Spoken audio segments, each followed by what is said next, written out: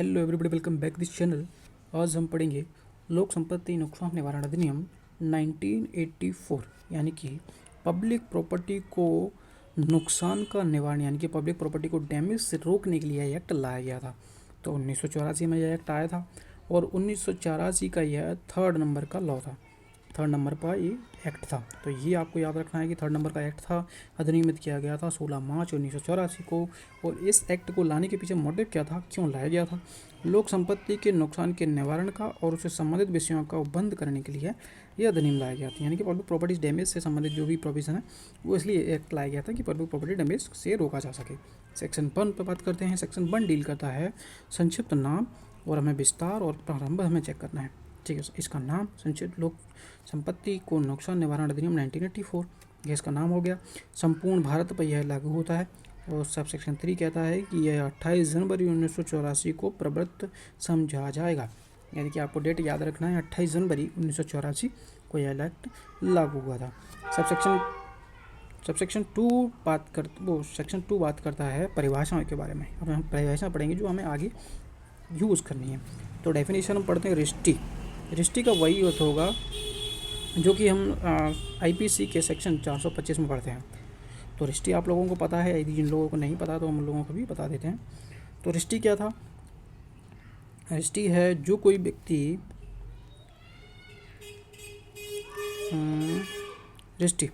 जो कोई इस आशय से यह संभाव्य जानते हुए लोक या किसी व्यक्ति को सदोष हानि नुकसान कारित करे या फिर संपत्ति का नाश किसी संपत्ति में या उसकी स्थिति में ऐसी तब्दीली के कारित करता है जिससे कि उसका मूल्य यानी कि ऐसी कोई प्रॉपर्टी में उसका जो उपयोगिता है, मूल्य है, उपयोगिता को नष्ट कर देता है, कम कर देता है, उस पर क्षतिकारक प्रभाव पड़ता है, वह रिष्टी कहलाता है। इसके 2 स्पष्टीकरण है, इसकी एक्सप्लेनेशन है, वो आप पढ़ सकते हैं। तो सीधा कहा जाए तो ऐसी कोई प्रॉपर्टी है जिसको कोई व्यक्ति उपयोगिता यानी कि उसका मूल्य में कमी कर रहा है, तोड़ दिया उसको, या फिर उपयोगिता कर दी, जो हमें जिस यूज़ में लेना था वो हम यूज़ नहीं ले सकते, तो उसकी वो जो वैल्यू थी वो ख़त्म कर दी है। तो उस वस्तु की जो उपयोगिता ख़त्म हो रही है वो रिष्टी कहलाता है। तो ये हो गया रिष्टी। ठीक है, तो हम थे रिष्टी हमारा हो गया। अब था हमारा पब्लिक प्रॉपर्टी किसे कहते हैं? ठीक है, पब्लिक प्रॉपर्टी से अभिप्रेत है ऐसी कोई संपत्ति, चाहे वो स्थावर हो यानी कि इमूवेबल प्रॉपर्टी हो, चाहे वह मूवेबल प्रॉपर्टी हो, जिसके अंतर्गत मशीनरी आती हैं। ठीक है, मूवेबल प्रॉपर्टी के अंतर्गत इन्होंने सीधा लिख दिया है कि हम मशीनरी इसके अंतर्गत लेते हैं, जो निम्न के स्वामित्व और कब्जे में है, नियंत्रण के अधीन है या उनके नियंत्रण के अधीन है। ऐसी जो स्थावर संपत्ति है या फिर जंगम संपत्ति है वो किसके कब्जे में है? यहाँ पे सेंट्रल गवर्नमेंट के कब्जे में है, यहाँ पे स्टेट गवर्नमेंट के कब्जे में है, या फिर लोकल अथॉरिटी के कब्जे में है, और उसको आप डैमेज करते हो तो ये एक्ट लागू हो जाता है। तो सेंट्रल गवर्नमेंट, स्टेट गवर्नमेंट और लोकल अथॉरिटी, केंद्रीय सरकार या फिर प्रांत तो खत्म हो गया, राज्य अधिनियम द्वारा या इसके अधीन स्थापित निगम यानी कि कॉरपोरेशन। ठीक है, और कंपनी एक्ट अधिनियम की धारा 617 में परिभाषित कंपनी इसके अंतर्गत भी आती है। यानी कि कंपनी एक्ट के अंतर्गत सेक्शन 617 में जो कंपनी दी गई है वह लोक प्रॉपर्टी यानी कि पब्लिक प्रॉपर्टी के अंतर्गत आती है। तो इसमें भी हम देख लेते हैं कि पब्लिक प्रॉपर्टी। तो 617 सेक्शन कहता है definition of the government company. For the purpose of this act, government company means any company in which not less than 51% of the paid up share capital in the held by the, किसके द्वारा hold किया जा रहा है, ऐसा कोई company है जिसमें कम से कम 51% होना चाहिए, और वो किसके द्वारा वो कंपनी का कैपिटल है 51% कम से कम किसके पास होना चाहिए? सेंट्रल गवर्नमेंट के पास, ठीक है, या फिर स्टेट गवर्नमेंट के पास, ठीक है, या फिर पार्टली स्टेट गवर्नमेंट और पार्टली सेंट्रल गवर्नमेंट। तो इनके पास यदि उनके शेयर 51 कम से कम होना चाहिए, कम नहीं होना चाहिए, 51 तो कम से कम ज़्यादा हो सकता है, कम नहीं होना चाहिए, तो वो भी पब्लिक प्रॉपर्टी कहलाएगा। यानी कि यहाँ पे जो सेक्शन 617 है उसके अंतर्गत जो हमने अभी पढ़ा है कि गवर्नमेंट कंपनी होती हैं उनकी प्रॉपर्टी को आप डैमेज करते हो तो ये भाई साहब जो पब्लिक प्रॉपर्टी हो जाएगी, मानी जाएगी, और ये एक्ट आपके लिए लागू हो जाएगा और आपको सज़ा मिलेगी फिर। ठीक है, या फिर ऐसी कोई संस्था है और ऐसा कोई उपक्रम जो केंद्रीय सरकार की राज्यपत्र में अधिसूचना द्वारा इस निमित्त निर्दिष्ट करे। केंद्रीय सरकार, सेंट्रल गवर्नमेंट नोटिफिकेशन द्वारा ये जारी कर सकती है कि यह प्रॉपर्टी आज से पब्लिक प्रॉपर्टी समझी जाएगी, तो वो भी पब्लिक प्रॉपर्टी के अंतर्गत आएगी। ठीक है, तो हम वो फिर उस पर भी ये एक्ट लागू हो जाएगा। अब यहाँ पे सिर्फ 2 ही डेफिनेशन हमें पढ़नी है, रिश्ती की और लोक संपत्ति की। ये आपको 2 याद रखनी है। डेफिनेशन सेक्शन 2 में 2 डेफिनेशन है, जहाँ तक मैंने आपको सब बता दिया है कि central government, state government, local authority और कंपनी एक्ट की 617। ठीक है, जो कंपनी एक्ट कम से कम 51% गवर्नमेंट के पास ऐसा शेयर होना चाहिए, तो वो गवर्नमेंट प्रॉपर्टी, गवर्नमेंट कंपनी हो जाएगी। और ऐसी कोई प्रॉपर्टी जो सेंट्रल गवर्नमेंट आगे चल के उसको नोटिफिकेशन के द्वारा पब्लिक प्रॉपर्टी डिक्लेयर कर सकती है। ठीक है, और पार्टली गवर्नमेंट ऐसी कोई केंद्रीय सरकार द्वारा उसको मतलब संस्था, ऐसी कोई संस्था है उपक्रम में जो निर्दिष्ट करेगी, जब ऐसी संस्था या उपक्रम केंद्रीय सरकार द्वारा या फिर एक या एक से अधिक राज्यों द्वारा, यानी कि यहाँ पर सेंट्रल गवर्नमेंट फंडिंग कर रही है या फिर स्टेट गवर्नमेंट फंडिंग कर रही है किसी कंपनी को, तो उस कंपनी की जो प्रॉपर्टी है वो भी पब्लिक प्रॉपर्टी के अंतर्गत आ जाएगी। तो वो इसका प्रोविजो में कह रहा है। सेक्शन 3 बात करता है कि पब्लिक प्रॉपर्टी को नुकसान करने वाली रिश्ती। सेक्शन 3 इंपॉर्टेंट है हमारे। सेक्शन 3 और 4 में पब्लिक प्रॉपर्टी को डैमेज करने के लिए जो सेक्शन है पनिशमेंट के लिए, सेक्शन 3 और सेक्शन 4 वो डील कर रहे हैं। तो लोक संपत्ति को नुकसान कारित करने वाली रिश्ती, तो जो कोई सबसेक्शन 2 यहाँ से स्टार्ट हो जाएगा।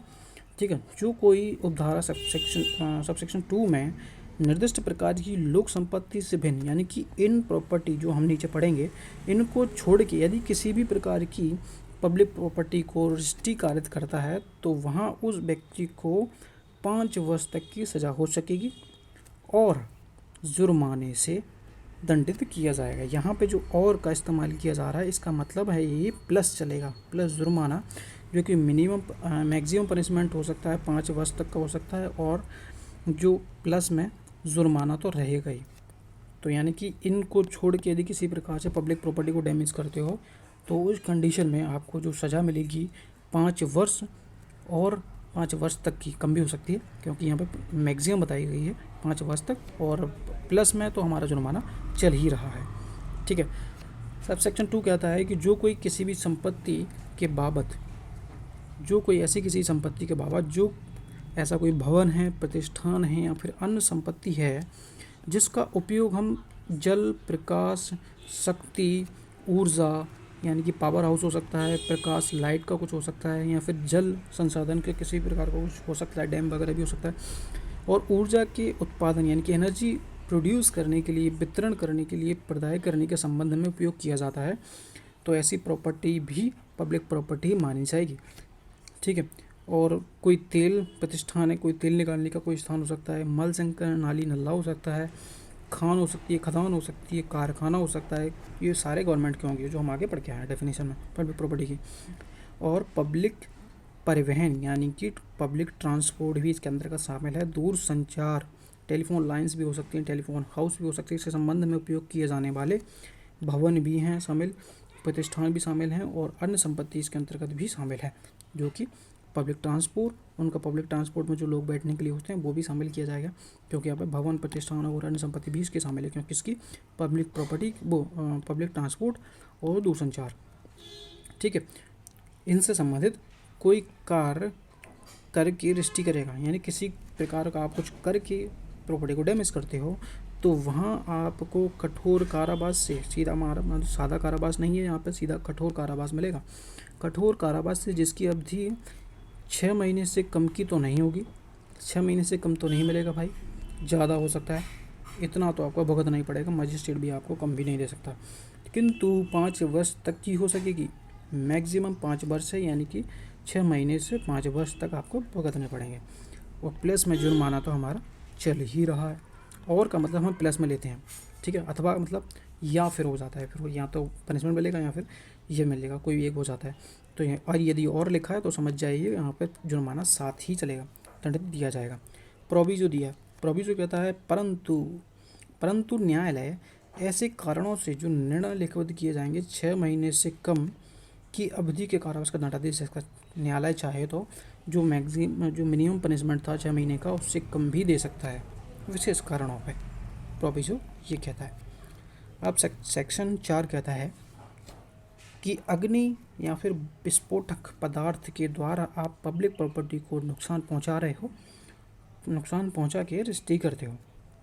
जो कोई धारा 3 में हमने पढ़ा था उसके सबसेक्शन 1 और सबसेक्शन 2 के अधीन कोई अपराध करते टाइम आपने क्या किया है, अग्नि का इस्तेमाल किया है और आपने विस्फोटक पदार्थ का इस्तेमाल किया है, यानी कि जो हम ऊपर पढ़ रहे थे सबसेक्शन 1 में और सबसेक्शन 2 में, इनमें आपने बम या फिर आग का इस्तेमाल कर दिया है, तो उस कंडीशन में बम का इस्तेमाल और आग का इस्तेमाल आपने यदि कर दिया है तो वह कठोर कारावास से, यहाँ पे आपको कठोर कारावास दिया जाएगा जिसकी अवधि 1 वर्ष से कम की नहीं होगी।